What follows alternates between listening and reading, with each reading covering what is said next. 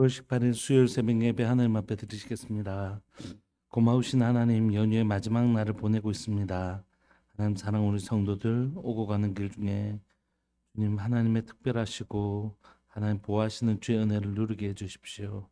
하나님 안전하게 하나님 다녀오게 하시고, 또 하나님 머무는 동안도 하나님 음식이나 다른 거 어떤 것으로도 상하지 아니하도록 보호하시는 하나님의 은혜를 누리게 해주십시오.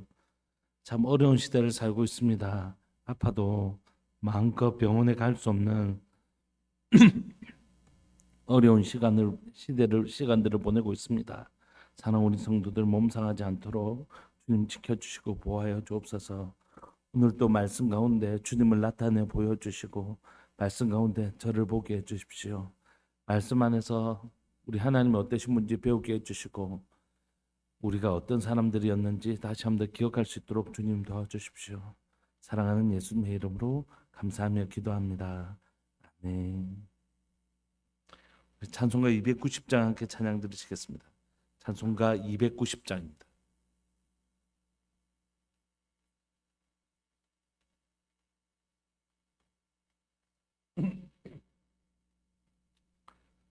찬송가 290장.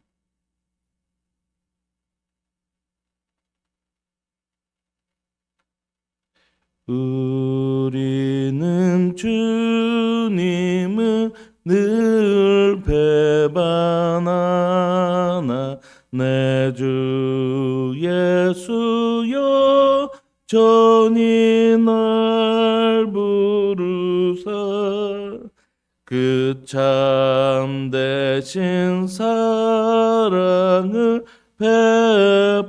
베푸시나니 내 영 되어 주님을 곧 따르라.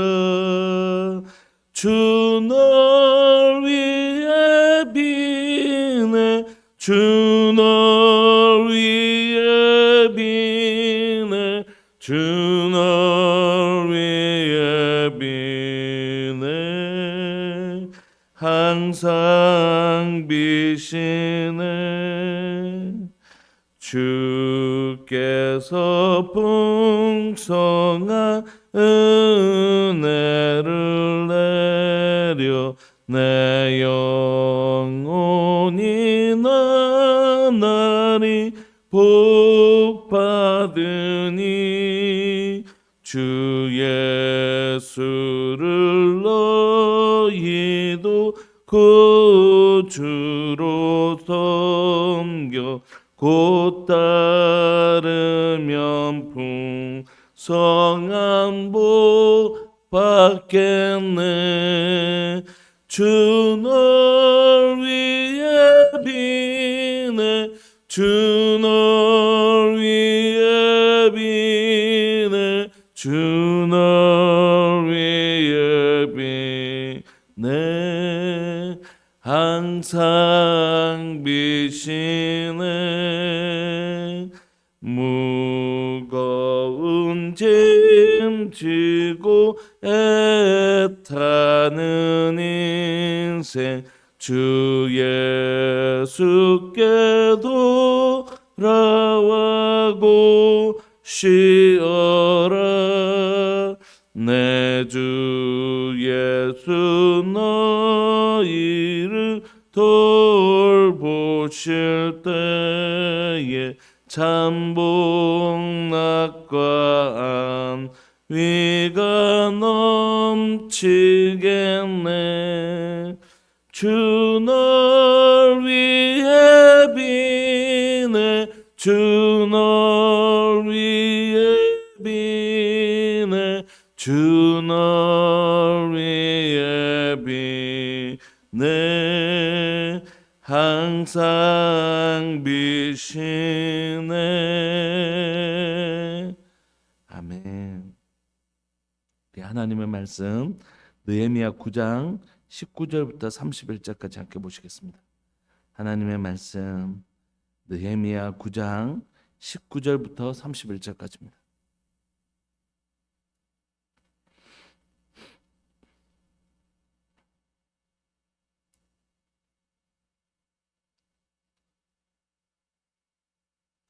우리 합독하실까요? 19절부터 시작.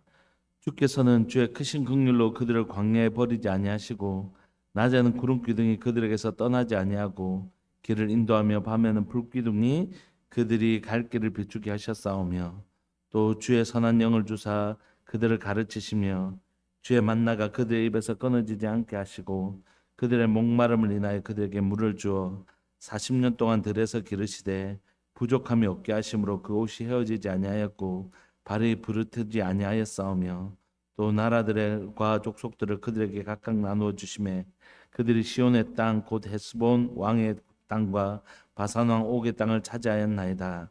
주께서 그들의 자손을 하늘의 별같이 많게 하시고 전에 그들을 열조에게 들어가서 차지하라고 말씀하신 땅으로 인도하여 이르게 하셨으므로 그 자손이 들어가서 땅을 차지하되 주께서 그 땅 가나안 주민들이 그들 앞에 복종하게 하실 때에 가나안 사람들과 그들의 왕들과 본토 여러 족속들을 그들의 손에 넘겨 임의로 행하게 하심에 그들이 견고한 성읍들과 기름진 땅을 점령하고 모든 아름다운 물건이 가득한 집과 판 운물과 포도원과 감람원과 허다한 과목을 차지하여 배불리 먹어 살찌고 주의 큰 복을 즐겨 싸우나 그들은 순종하지 아니하고 주를 거역하며 주의 율법을 등지고 주께로 돌아오기를 권면하는 선지자들을 죽여 주를 심히 모독하였나이다.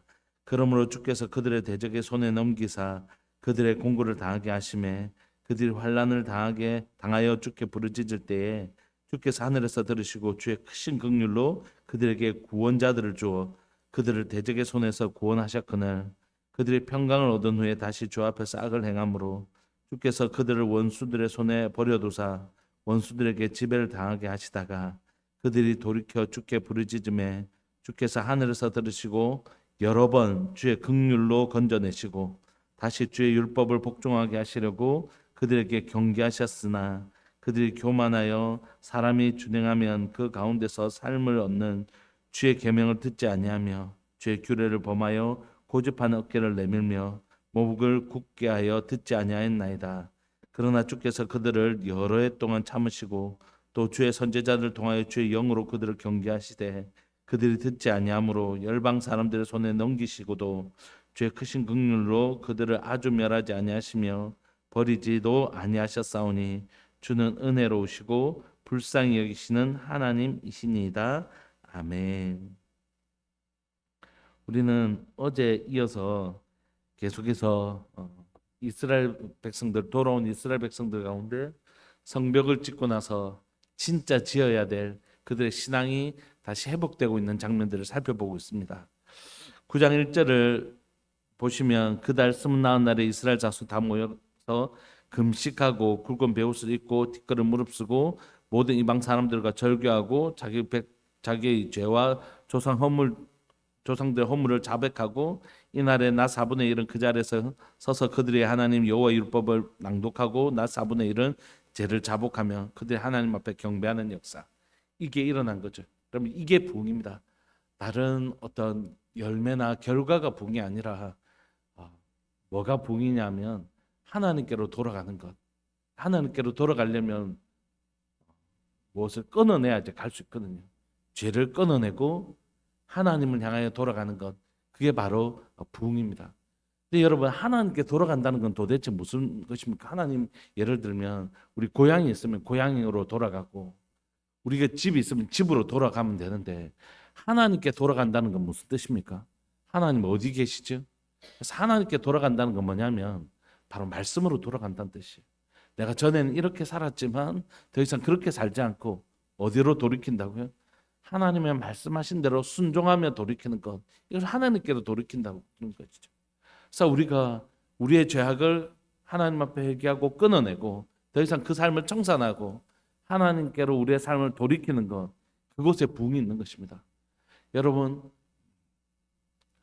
그러니까 부흥은 그래서 우리 죄를 자복하고 하나님께로 돌이키는데, 말씀으로 돌이키는데, 말씀 앞에 설 때 이 역사가 일어난다고 말씀드렸죠. 우리 어제 말씀은 빛이라고 말씀드렸지 않습니까? 하나님이 빛이고 말씀이 빛이신데 빛이 임해야 내 죄가 생각나고 내 죄가 기억나고 내 죄가 보이는 것이에요.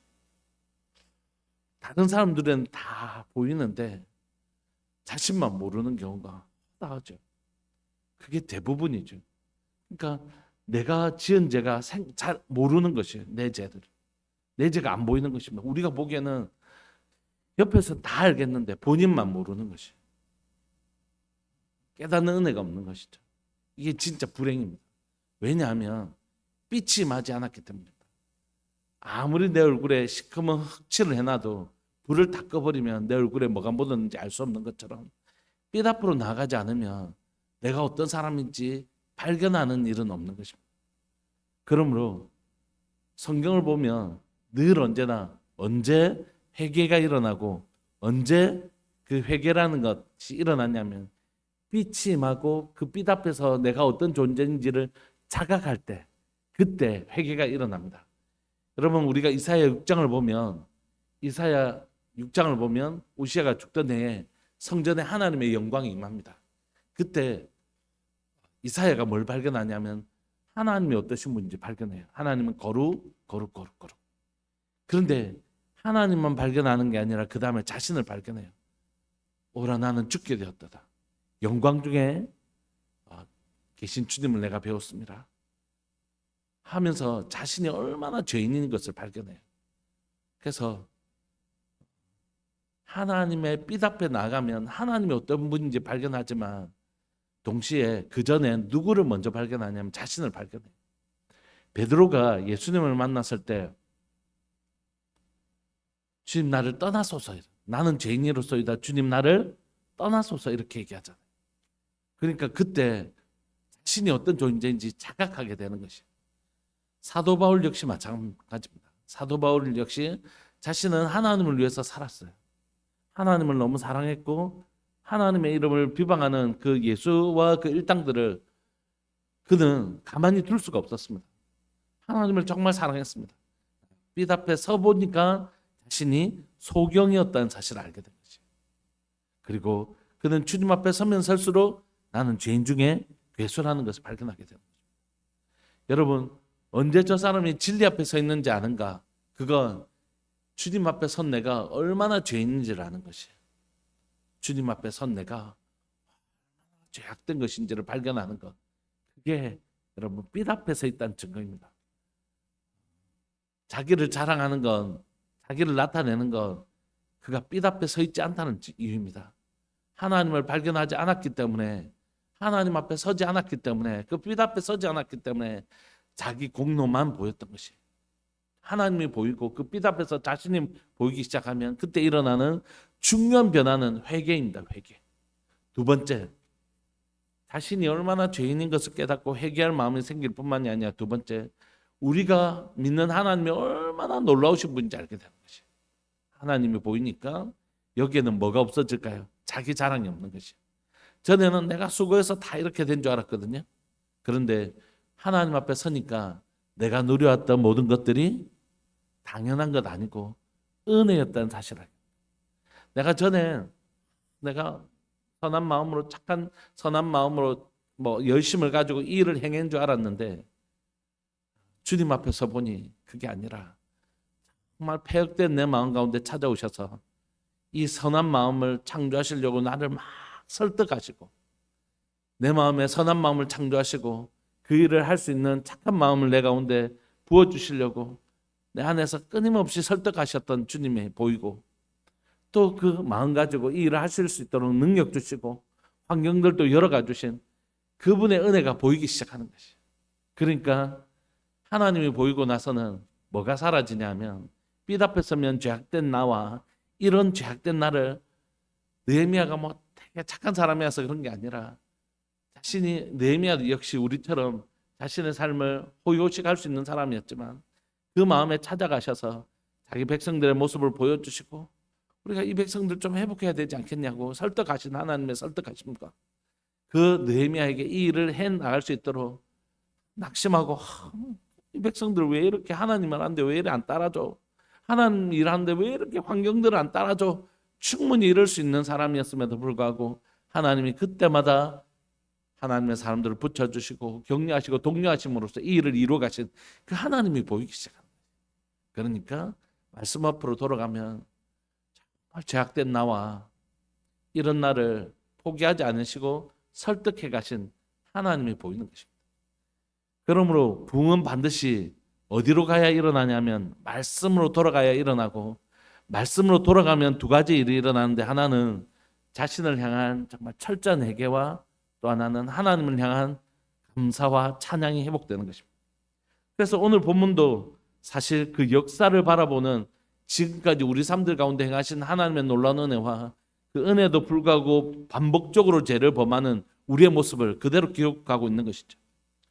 19절을 보면 주께서 죄를 범하고, 어제 본문이 어떻게 끝났습니까? 18절로 끝났잖아요. 18절에 보시면 또 그들이 자기들을 위하여 송아지를 무어 만들고 이르기를 이는 곧 너희를 인도하여 애굽에서 나오게 한 신이라여 하나님을 크게 모독한 것으로 끝났잖아요. 제 18절이. 오늘 19절은 어떻게 시작하냐고요. 그런 우리를 19절 주께서는 주의 크신 긍휼로 그들을 광야에 버리지 아니하시는 하나님. 그 하나님이 등장하는 거죠. 죄악된 나와 그런 나를 포기하지 않으시는 하나님의 긍휼로 성경은 이루어져 있는 것입니다. 우리를 그 광야에 버리지 아니하시고 낮에는 구름 기둥 그들에게서 떠나지 아니하시고 길을 인도하며 밤에는 불 기둥이 그들을 갈 길을 비추게 하셨사오며 20절 또 주의 선한 영을 주사 그들을 가르치시며, 하나님은 환경적으로도 불기둥과 구름 기둥을 우리를 인도하시지만 하나님은 결국 일하시는 영역은 우리의 마음의 영역이잖아요. 우리의 마음을 하나님의 영을 부으사 우리를 설득하시고 가르치시고 깨닫게 하시는 역사, 이게 하나님의 역사예요. 그러니까 우리는 눈에 보이는 가시적인 역사는 하나님의 역사로 많이 여기는데, 내 마음의 감동이나 내 마음의 깨달음은 하나님의 역사로 잘 여기지 않을 때가 있단 말이에요. 아, 맞지. 자기가 깨달은 것처럼, 자기가 되게 괜찮은 사람이라서 그것을 깨달은 것처럼 착각할 때가 있거든요. 그건 하나님의 은혜죠. 설교를 준비하면서 설교하다가 깨닫는 은혜가 있잖아요.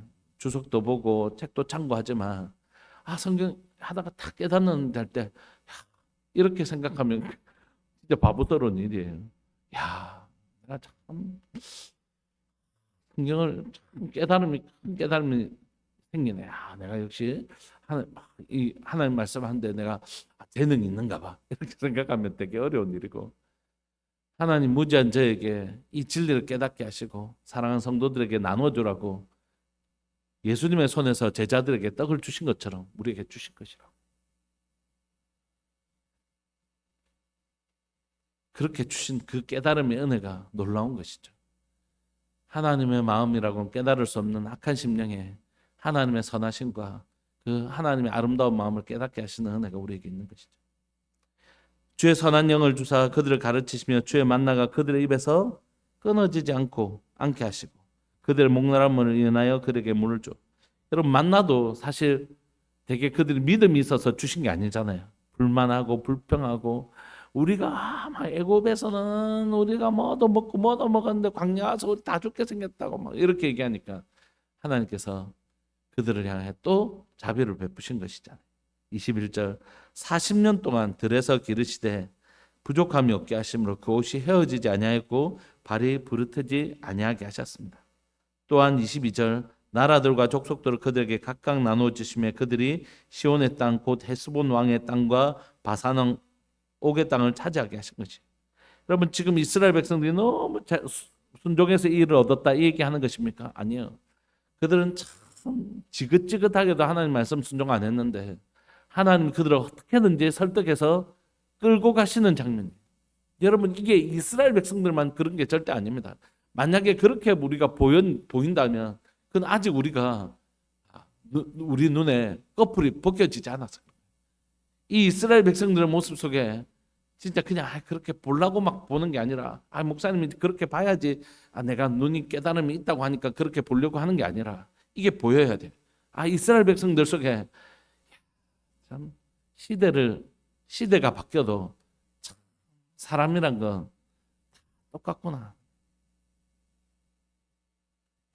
진짜 참 말 안 듣는 하나님의 백성, 그걸 설득하시고 이렇게 한번 해봐라, 저렇게 한번 해봐라, 이렇게 설득하시는 하나님의 좀 처절함이 보이는 것입니다. 제가 이제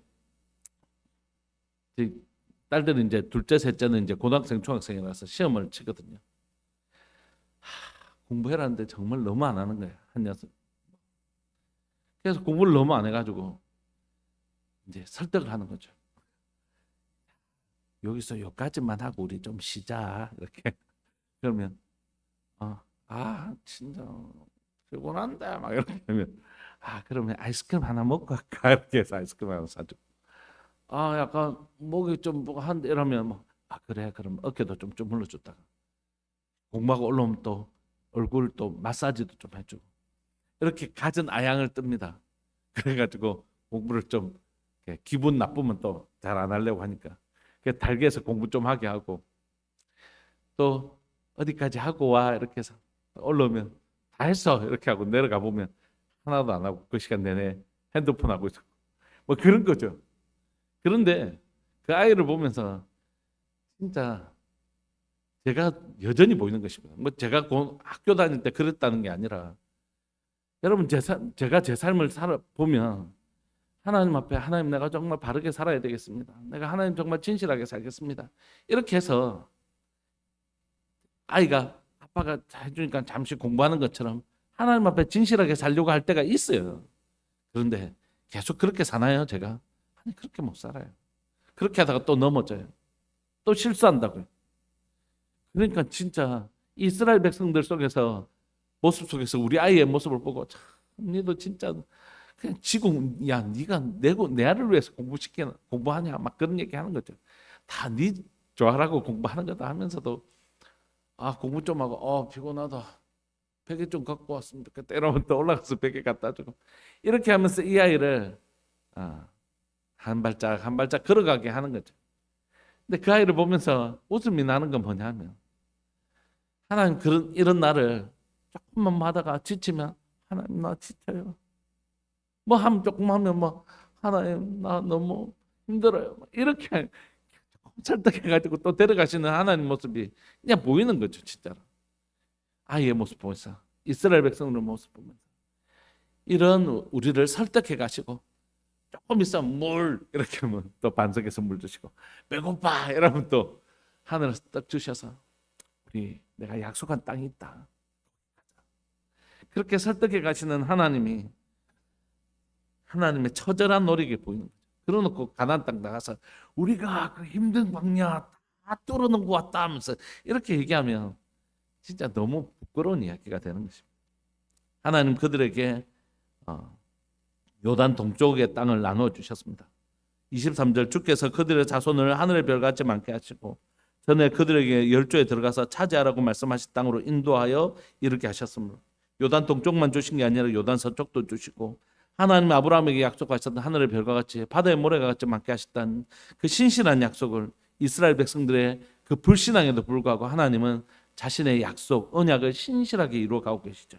24절 그 자손이 들어가서 땅을 차지하되 주께서 그 땅 가나안 주민들이 그들 앞에 복종하게 하실 때에 가나안 사람들과 그들의 왕들과 본토 여러 족속들을 그들의 손에 넘겨 임의로 행하게 하시매 그러니까 그 땅도 다 차지하게 하셨잖아요.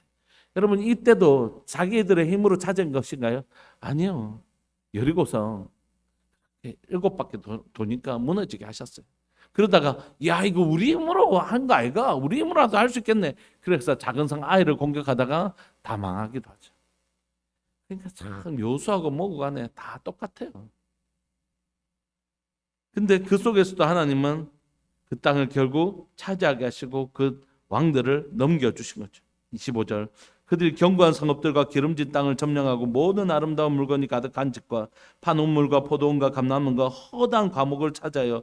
배불리 먹어 살찌고 주의 큰 복을 즐겼으면 거기서 저가 우린 땅을 흐르고 좀 누리면 될 텐데 그곳에서도 그들은 또 그들의 죄악을 발동시킵니다. 26절 좀 이제 징그러운 거죠.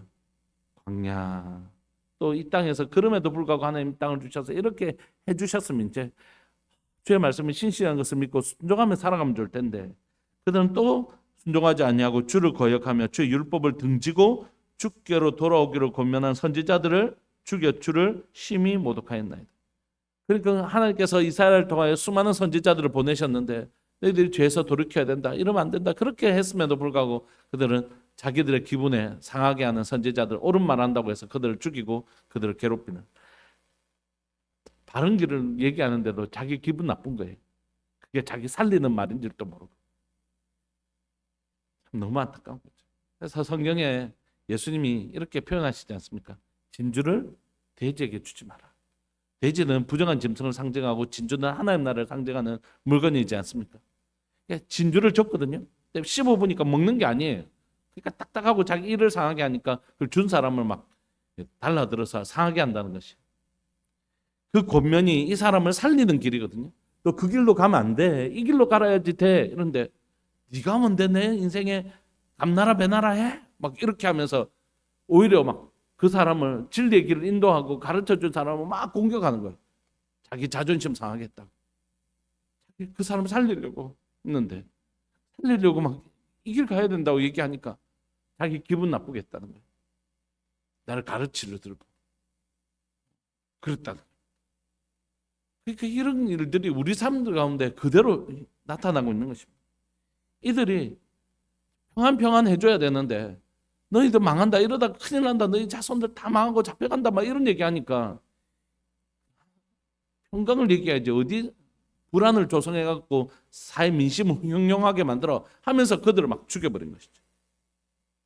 27절 그러므로 주께서 그들을 대적의 손에 넘기사 그들이 공고를 당하게 하시며 지금 자신들이 왜 이 고통을 당했는지를 설명하는 것입니다.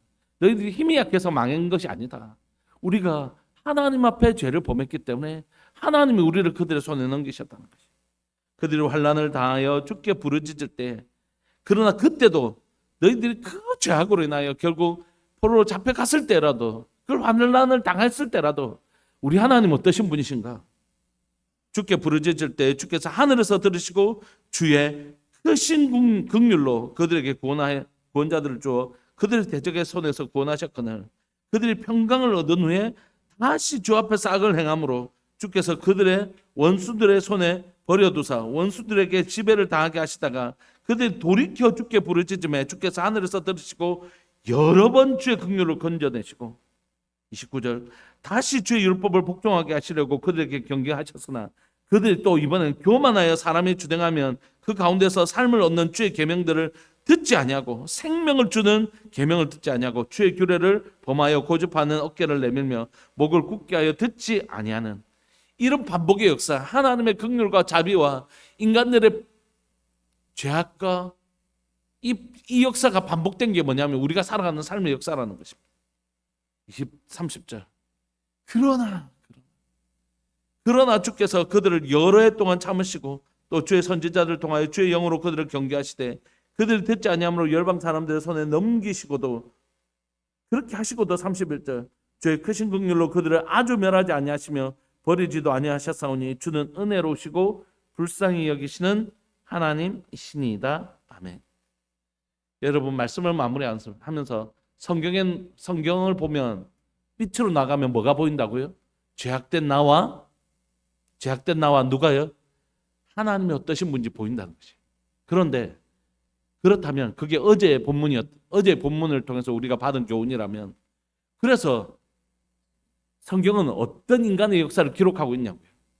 인간은 끊임없이 죄를 반복하는 존재. 하나님은 끊임없이 다시 그들을 설득하시고 긍휼히 여기시고 때로는 이방 이웃들에게 팔아서라도 그들을 깨닫게 하셔서 돌아오게 하시는 거예요. 여러분 잘 보세요. 이방 민족에게 파시는 이유는 뭡니까? 너가 죄 지었으면 죄 벌을 받아야지. 이게 목적인가요? 하나님의 심판이 그곳에 있습니다. 진짜 목적은 뭔가요? 고통을 통해서 깨닫고 돌아오라. 그러니까 여러분 깨닫고 돌아오게 하시는 게 하나님의 뜻입니다. 여러분 우리 가운데 너무 큰 고통 가운데 가기 전에 깨닫고 돌아오는 건 복이라고요. 이게 진짜 복이라고요. 그 길로 가지 마세요. 망합니다. 이 길로 가야 됩니다 하는 게 여러분들의 귀에 우리들의 귀에 거슬려 들릴 수도 있지만 그게 진짜 복된 소리라고요.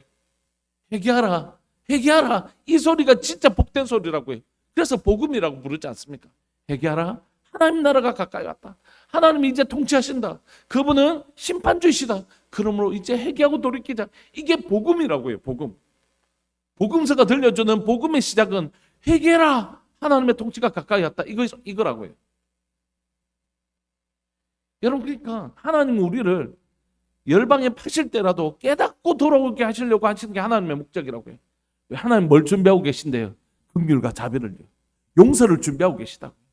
그래서 성경의 역사는 무슨 역사를 하고 있냐면 하나님이 인간을 위하여 에덴 동산을 다 창설하시고 이곳에서 정말 행복한 삶을 준비하셨는데 인간은 죄를 범하는 것.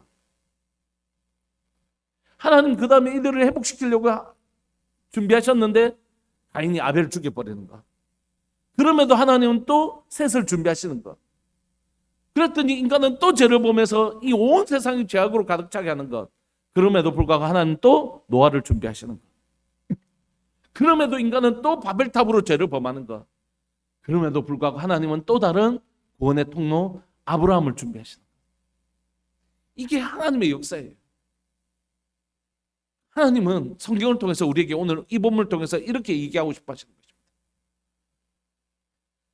네가 아무리 죄를 지어도, 네가 아무리 끊임없이 반복적으로 죄를 지어도 나는 너 포기하지 않는다. 이게 성경의 주제. 네가 100번 나를 부인해도 100번 나를 내 앞에 죄를 범해도 나는 101번 너를 용서하고 101번 나는 너를 설득할 거라고.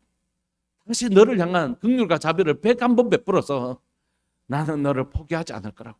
이게 성경의 메시지고 오늘 본문의 메시지로. 여러분은 여러분의 자녀를 몇 번 용서하시겠습니까? 여러분들 자녀들에게 실망한 적 없으신가요? 자녀라도 저거 진짜 한 대 팍 쥐어받고 싶을 때가 없으신가요? 그럼에도 불구하고 그래서 그 자녀를 버리셨습니까? 아니요. 부모는 그렇지 못해요. 그렇지 못하기 때문에 더 열을 받는 거예요. 끊임없이 얘가 또 반복적인 죄를 범하더라도 내가 막 하지 말았잖아. 들어와서 밥 먹어. 이게 우리가 끝은 정해져 있잖아요.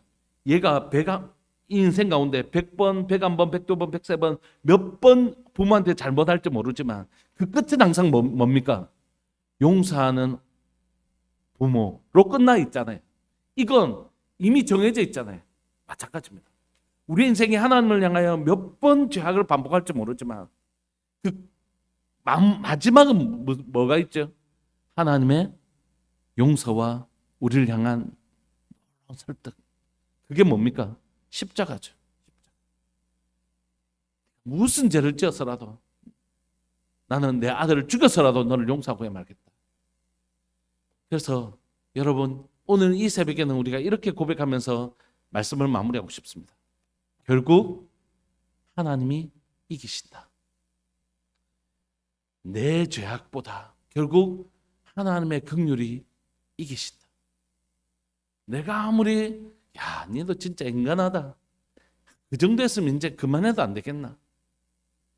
니도 진짜 니도 참 대단하다. 그런데 그 대단한 우리의 죄악됨보다 하나님은 늘 더 대단한 사랑으로 우리를 품어주신다. 하나님이 세상을 이처럼 사랑하사 독생자를 주셨으니 이는 저를 믿는 자마다 멸망치 않고 영생 얻게 하시는 하나님의 놀라운 사랑이 이기시는 것입니다. 여호와께 돌아가자. 우린 넘어져도 그는 우리를 다시 일으키신다. 여러분, 그래서 우리가 성경을 복음이라고 부르는 거지. 시간 우리 통성을 한번 기도하실까요? 이런 제약된 나에게도 또 한 번 더 내가 10발짝 죄악의 길을 가면 11번째 자비와 긍휼의 발자국을 걸어가시는 그 하나님 앞에 우리가 서 있는 것입니다. 복음은 10발짝 죄를 짓는 내 모습을 보고 실망하면서도 그러나 11발짝 우리를 긍휼히 여기시는 그 하나님을 바라보면서 소망을 가지는 것이에요. 나에게 소망을 가지는 게 아닙니다. 나도 이제 좀 괜찮은 사람 됐어. 이게 복음이 아닙니다. 내 앞에는 이런 나를 포기하지 못하시는, 사랑하시되 끝까지 사랑하시는 하나님의 사랑을 발견하는 것, 이게 복음입니다. 이게 우리의 소망의 근거입니다. 그래서 우리의 소망의 근거는 절대 무너지지 않습니다. 내 자신을 향한 실망에도 우리의 소망의 근거가 무너지지 않는 것은 바로 거기에 있는 것입니다. 시간 통성으로 한번 기도합시다. 하나님, 죄악된 나를 발견하게 하시되, 그러나 이런 나를 여전히 사랑하시고 여전히 포기하시는 하나님의 사랑을 함께 발견하게 해주십시오. 이게 복음이 이 두 가지를 발견하는 것. 하나님, 오늘 이 시간 하나님의 말씀을 통해서 복음 발견하게 해주시고 내 삶에서 복음 발견했으면 좋겠습니다. 나는 이렇게 진짜 이런 자이구나. 근데 이런 나를 여전히 사랑하시는구나. 복음이 발견되어지는 우리 삶, 오늘 하루 되시기를 소망합니다. 우리 사랑하는 주님의 이름을 크게 부르시면서 하나님, 성경을 통하여 복음을 보게 해주시고 내 삶을 통하여 복음 보게 하여 주옵소서. 우리 그렇게 기도하면서 나갑시다. 기도하시겠습니다. 주여, 살아계신 하나님 아버지, 역사하시는 하나님 감사합니다. 오늘 또 귀하고 복된 하나님의 말씀 복음 앞에 서 있습니다. 하나님은 창세로부터 우리에게 복음을 주셨습니다. 하나님, 에덴 동산을 만드셨지만 우리가 그곳에 선악과를 따먹을 때 하나님은 또 다른 구원을 준비하시고, 하나님, 아벨을 통하여 하나님 여자의 후손을 준비하고 계셨습니다. 사단은 또한 하나님이여 우리의 악함을 통하여 가인을 통하여 아벨을 죽이지만 하나님 또 다른 씨인 셋을 준비하셨습니다. 우리의 죄악은 또 하나님, 우리가 범죄하여 온 세상을 죄악의 소굴로 만들지만 하나님은 또 하나님이여 노아를 준비하십니다. 하나님, 바벨탑을 통하여 또 우리는 범죄하지만 하나님 아브라함을 준비하시고, 하나님 아브라함을 통하여 이삭을 출생하게 하신 하나님은 또한 야곱을 통하여 하나님 이스라엘을 준비하시고, 이스라엘의 반복된 죄악과 하나님의 광야에서의 삶, 하나님 가나안 땅에서의 삶의 죄악, 그러면서 하나님 바벨론 포로로 잡혀갔음에도 불구하고 하나님 그들을 다시 한 번 더 설득하시고 깨닫게 하셔서 마침내 교회를 이루게 하십니다. 그러나 교회는 오늘날 또다시 하나님 앞에 범죄하고 하나님 교회를 통하여 하나님의 이름이 비방을 받는 일이 이 땅 가운데서 여전히 일어나고 있으며, 목회자란 하나님이여 그 하나님의 사람의 이름을 가지고도 죄를 범하여 하나님의 이름을 정말 부끄럽게 하는 일들이 오늘에도 하나님의 역사와 시간만 다를 뿐이지 똑같은 일이 반복되고 있습니다. 인간의 죄악의 역사는 에덴에서부터 조금도 나아지지 아니하고 오늘날에도 하나님을 비방하고 하나님을 믿는다고 하는 하나님의 백성들이 오히려 하나님을 더 비방하는, 하나님의 이름을 부끄럽게 만드는 일을 하고 있습니다. 그럼에도 불구하고 그때 역사하셨던 하나님은 오늘날에도 역사하고 계십니다. 그때 우리를 자비로 우리를 긍휼히 여기셨던 하나님은 오늘도 우리를 포기하지 아니하시고 우리를 긍휼히 여기십니다. 살아계신 하나님 아버지, 성경을 통하여 복음을 보게 하여 주시고 하나님, 우리의 삶에서 복음을 발견하게 하여 주옵소서. 소망 없는 나에게 하나님 찾아오셔서 우리를 용서하시고 우리를 다시 품으시고 안아주시고 회복시키시는 하나님의 놀라운 복음을 발견하게 하여 주십시오. 우리가 아직 죄인 되었을 때 그리스도께서 우리를 위하여 죽으심으로 하나님께서 우리에 대한 자기의 사랑을 확증하시고, 사도 바울이 고백했던 것처럼 내가 확신하노니 하늘이나 땅이나 권세자나 높음이나 낮음이나 이 세상의 그 어떤 것들도 그리스도 안에 있는 하나님의 사랑에서 우리를 끊을 수 없는 것, 그 복음을 고백했던 것처럼 오늘도 하나님, 이런 소망 없는 나를 여전히 사랑해 주시는 하나님이 세상을 이처럼 사랑하사 독생자를 주셨으니 이는 멸망이 목적이 아니라 생명을 주시려고 하시는 하나님의 긍휼과 자비, 복음을 성경에서 발견할 뿐만이 아니라 오늘 내 삶에서 소망 없는 나와 이런 나를 여전히 사랑하시고 회복시키려고 하시는 하나님의 놀라운 긍휼과 자비를, 그 복음을 내 삶에도 발견할 수 있도록 주님 도와주옵소서. 감사합니다. 나는 소망 없는 자이지만 이런 나를 포기 못하시는 하나님의 사랑이 복음인 줄 고백합니다. 주님 영광 받아 주옵소서. 사랑하는 예수님의 이름으로 감사하며 기도합니다. 아멘. 여러분들 삶에서 또 여러분들이 맺고 있는 관계 속에서 복음 발견하시는 은혜가 있기를 소망합니다. 우리도 그렇게 그 복음 안에서 계속 자라갈 수 있기를 소망합니다. 우리 함께 기도하시겠습니다.